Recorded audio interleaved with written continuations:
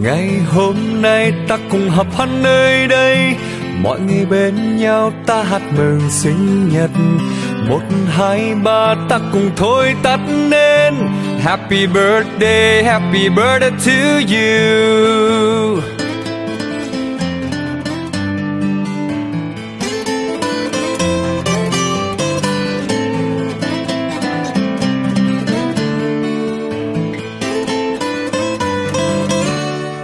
On this day all together we'll be, and we'll all sing for your birthday. 1, 2, 3 we blow out the candles. Happy birthday to you. Happy birthday to you. And happy birthday to you.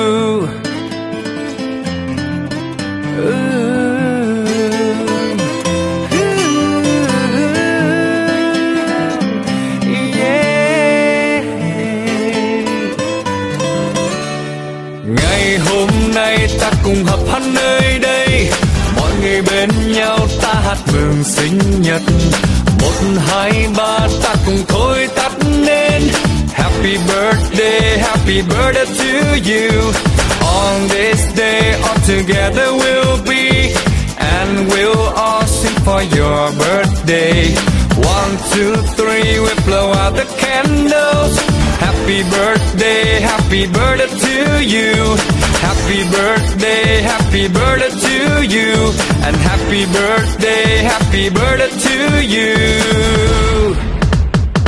Yeah. Come on.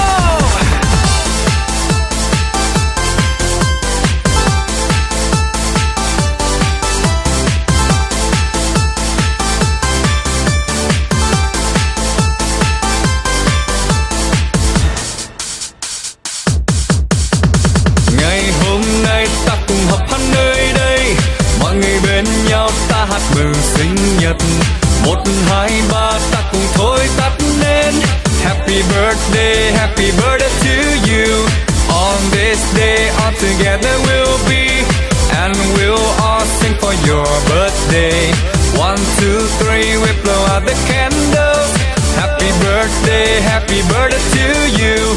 Happy birthday to you. And happy birthday to you.